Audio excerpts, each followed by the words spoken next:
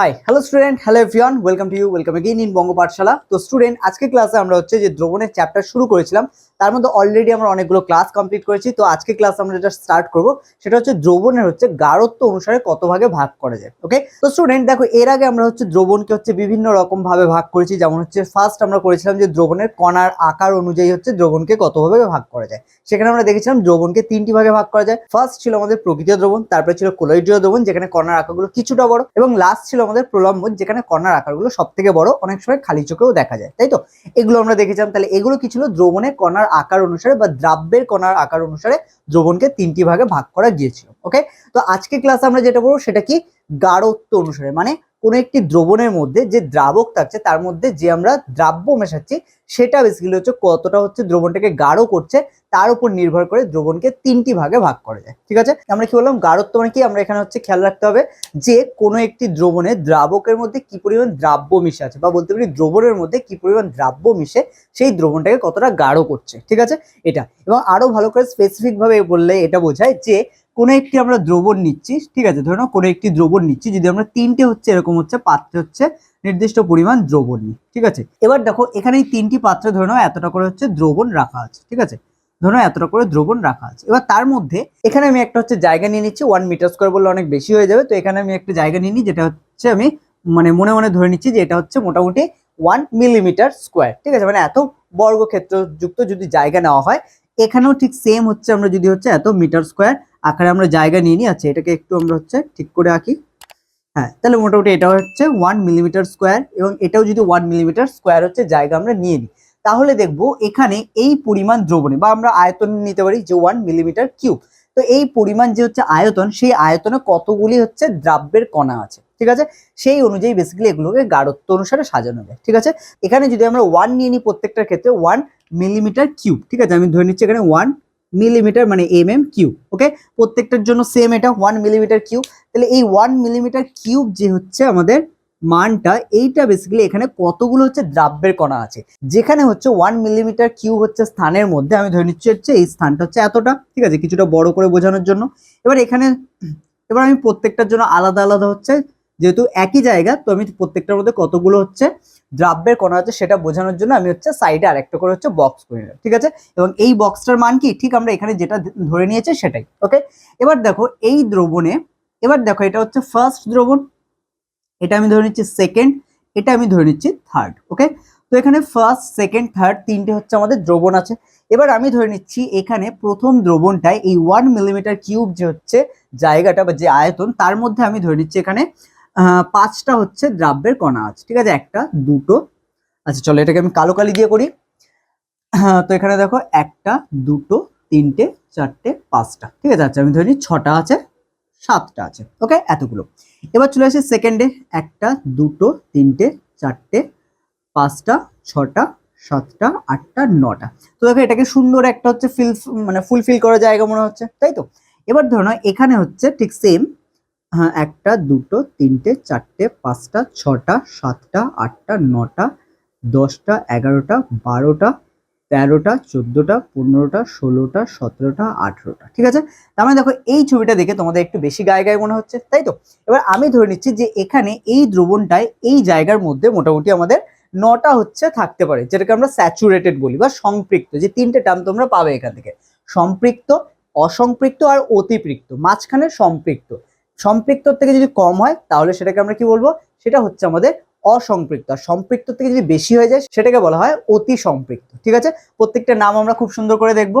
তো দেখো আমরা জানি হচ্ছে এই দ্রবণে এই পরিমাণ জায়গায়, মানে 1 মিলিমিটার কিউব হচ্ছে জায়গার মধ্যে ম্যাক্সিমাম 9টা থাকতে পারে। ঠিক আছে, একটা নির্দিষ্ট উষ্ণতায়। সেখানে যদি হচ্ছে 9টার থেকে কম থাকে, যেরকম এখানে আমরা কি লিখতাম, তিনটে তিনটে ছটা একটা 7টা, তাহলে 9টার থেকে কম আছে, তাহলে এটাকে আমরা কি বলবো, অসম্পৃক্ত। মানে সম্পৃক্ত হতে গেলে যে কটা দরকার সে কটা নেই, সেই জন্য বলা হচ্ছে অ মিন্স হচ্ছে নেই। ঠিক আছে, আর সম্পৃক্ত মানে কি, সম্পৃক্ত হতে গেলে যতগুলো কণা থাকা দরকার সেটা নেই। ওকে, তাহলে এটাকেই বলছি আমরা অসম্পৃক্ত।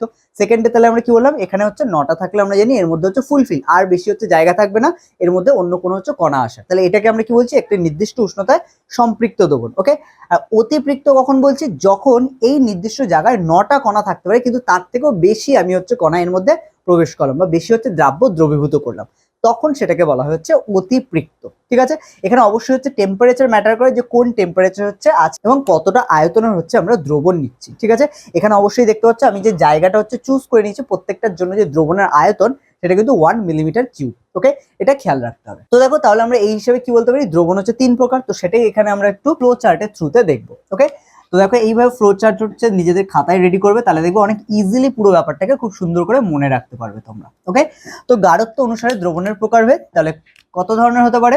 আচ্ছা, এক কাজ করি, আমি হচ্ছে মাঝখানে সম্পৃক্তটাকে রাখি। ঠিক আছে, দন্তেসব ময়পার রি কয়তয়, সম্পৃক্ত দ্রবণ। ওকে, তারপরে এখানে আসছে আমাদের অসম্পৃক্ত দ্রবণ, অসম্পৃক্ত দ্রবণ, এবং তারপরে এখানে চলে আসছে আমাদের অতিপৃক্ত। ওকে, কি বললাম, অতিপৃক্ত, অতিপৃক্ত দ্রবণ। ওকে, অবশ্যই এখানে সাথে সাথে ইংলিশ নামগুলো মনে রাখবে। তো এটাকে আমরা বলবো হচ্ছে saturated, R A T E D, saturated. ঠিক আছে, S A T U R A T G, saturated solution. এটাকে আমরা কি বলবো, আনস্যাচুরেটেড, আনস্যাচুরেটেড। Okay, unsaturated. আর তারপরে চলে আসছে অতিপৃক্ত, যেটাকে বলা হয় super saturated. Okay, super saturated. Okay, super saturated. ঠিক আছে, তাহলে অসম্পৃক্ত, সম্পৃক্ত আর অতিপৃক্ত। তাহলে এখানে আমাদের অসম্পৃক্ত কাকে বলা হচ্ছে, আনস্যাচুরেটেড। ঠিক আছে, সম্পৃক্ত কাকে বলছি, স্যাচুরেটেড, এবং অবশ্যই অতিপৃক্ত মানে হচ্ছে সুপার স্যাচুরেটেড। ঠিক আছে, এবার তোমাদের মনে হতে পারে যে ইংলিশ নামগুলো কেন দেখবো। দেখো বেসিক্যালি যারা বাংলা মিডিয়াম আছে তাদের জন্য বেশ কিছু টার্ম বা হচ্ছে আমরা বলতে পারি পড়ার সাথে সাথে যেগুলো আমরা ইংলিশ পাবো সেগুলো আমাদের জানা দরকার ইন ফিউচারের জন্য। কারণ ফিউচারে তুমি হায়ার স্টাডি করতে গেলে এইসব টার্মগুলো যখন জানবে না, তখন তোমাকে কিন্তু আলটিমেটলি ইংলিশ বই যখন পড়তে হবে এই টার্মগুলো নতুন লাগবে, তুমি অনেক বেশি হোঁচট খাবে। ওই জন্য অবশ্যই এভরিডে যখন নিজেকে প্রিপেয়ার করছো অবশ্যই বেস্ট ভাবে তৈরি করো। ঠিক আছে, ঠিক আছে। ওকে, চলো এখানে চলে আসি আবার সেই হচ্ছে আমাদের দ্রবণের, যে হচ্ছে আমরা এখানে এক্সাম্পল নিয়েছিলাম সেভাবে দেখে নিই। তাহলে সম্পৃক্ত কাকে বলবো, যে নির্দিষ্ট উষ্ণতায় নির্দিষ্ট পরিমাণ দ্রাবকে, কারণ এখানে হচ্ছে উষ্ণতা নির্দিষ্ট থাকতে হবে তিনটে দ্রবণের ক্ষেত্রে, এবং প্রত্যেকটার জন্য হচ্ছে যে দ্রবণটা তার পরিমাণ, ঠিক আছে, সেটা কিন্তু নির্দিষ্ট থাকতে হবে। যে কারণে আমি এখানে দেখো পরিমাণ কত নিয়েছি, 1 মিলিমিটার কিউব। মানে কি এই পুরো যে সলিউশন তিনটে আছে তার মধ্যে আমরা যে জায়গাটার মানে যতটা আয়তন নিয়েছি সেটা কতটা, 1 মিলিমিটার কিউব বা 1 মিলিমিটার কিউব আয়তন। বোঝা গেল? তো দেখো এবার আমাদের এখানে খেয়াল রাখতে হবে সম্পৃক্ত দ্রবণ, তাহলে আমরা কাকে বলবো, সম্পৃক্ত দ্রবণ। সম্পৃক্ত দ্রবণ বলতে আমরা হচ্ছে বলবো এখানে নির্দিষ্ট উষ্ণতায় নির্দিষ্ট পরিমাণ দ্রবণে সর্বাধিক যে পরিমাণ দ্রাব্যের কণা থেকে দ্রবণ উৎপন্ন করতে পারে সেই দ্রবণকে আমরা বলবো সম্পৃক্ত দ্রবণ। ঠিক আছে, তো আমরা একটু লিখে নিই। এখানে আমি এখানে জাস্ট একটা বেসিক হচ্ছে আইডিয়া পাওয়ার জন্য লিখে দিচ্ছি, বাট ডেফিনেশন তোমরা ডিটো বইতে যা আছে সেরকমই মুখস্থ করবে। বিকজ অফ বই দেখে কিন্তু হচ্ছে টিচাররা অনেক সময় হচ্ছে খাতা চেক করে, তো সেক্ষেত্রে কিন্তু তারা দেখতে পারে তুমি কতটা যুক্তি দিয়ে লিখছো বা এদিক ওদিক হয়েছে কিনা।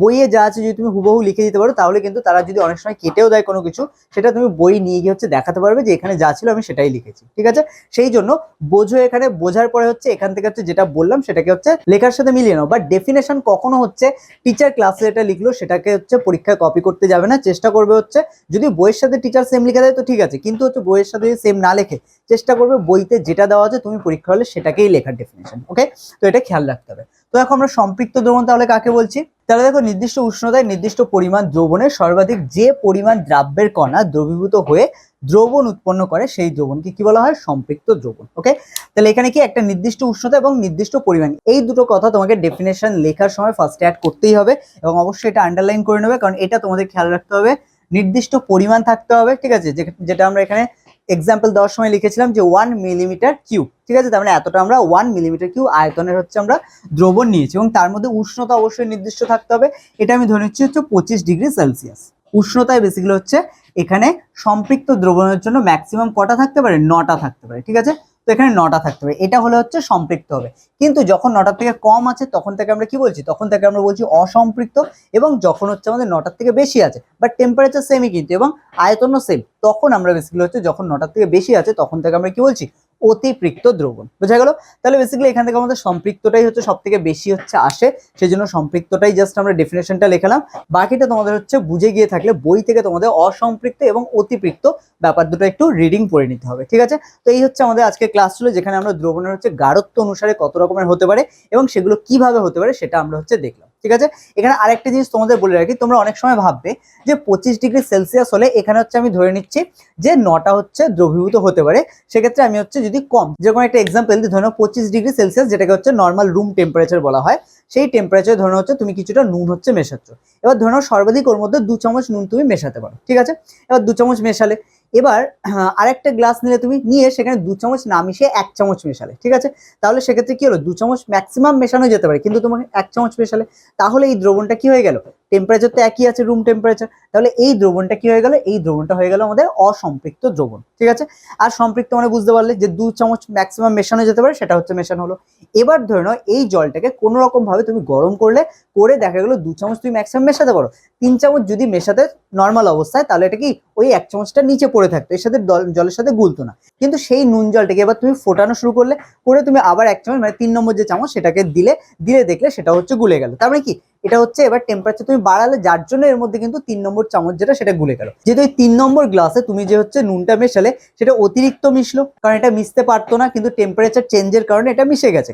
কিন্তু যখন টেম্পারেচার আবার পুনরায় 25-এ ফিরে আসবে, ঠিক আছে, যেটা তুমি বাড়িয়েছিলে সেখান থেকে আবার 25-এ ফিরে আসবে, তখন কিন্তু নুনটা আবার তলাতেই জমা হবে, ঠিক আছে। তো এইটাকে হচ্ছে বলা হচ্ছে, তাহলে এই যে 3 নম্বর কন্ডিশনে তুমি টেম্পারেচার বাড়িয়ে তুমি মিশিয়ে দিতে পারলে, ঠিক আছে, যার ফলে ওর যে স্যাচুরেটেড কন্ডিশন ছিল সেটা ব্রেক করলো, তখনই সেটাকে বলা হচ্ছে অতিপৃক্ত দ্রবণ। তুমি তো মিশিয়ে দিলে, বাট যখন আবার এটা এর আগের অবস্থায় ফিরে আসবে তখন কি হবে, বা আগের যে কন্ডিশনে আগের দুটো গ্লাস ছিল সেই কন্ডিশনে যখন ফিরে আসবে, তখন সেখানে কি হবে, যে নুনটা অতিরিক্ত মেশানো হয়েছিল সেটা তারপরে তলায় থিতিয়ে পড়তে শুরু করবে, ঠিক আছে। তো এই হচ্ছে ব্যাপার। তো আশা করি তোমরা বুঝতে পেরে গেছো আমাদের দ্রবণ যখন গাঢ়ত্ব অনুসারে বেসিক্যালি কত রকম ভাবে হচ্ছে ভাগ করা যেতে পারে, এবং তার সাথে সাথে আমাদের সবথেকে মোস্ট ইম্পর্টেন্ট যে দ্রবণটা থেকে কোশ্চেন আসছে সেটা হচ্ছে সম্পৃক্ত দ্রবণ কাকে বলে, ঠিক আছে। এবং অবশ্যই বলবো ডেফিনেশন গুলো বই থেকেই মুখস্থ করবে, এবং তার সাথে সাথে যেটা খেয়াল রাখতে হবে সেটা হচ্ছে প্রত্যেকটা কনসেপ্ট তোমার কাছে ক্লিয়ার থাকতে। আশা করছি ক্লাসের থ্রুতে এবং এক্সাম্পল গ্রুপ থ্রুতে হচ্ছে তোমাদেরকে ক্লিয়ার করতে পেরেছি। যদি কোনো ডাউট থেকেও থাকে তাহলে অবশ্যই কমেন্টে এসে কমেন্ট করতে পারো। ওকে, তো নাও স্টুডেন্ট, আজকে ক্লাস আমরা এখানেই শেষ করবো, এবং দেখা হচ্ছে তোমাদের সাথে আবার পরের ক্লাসে।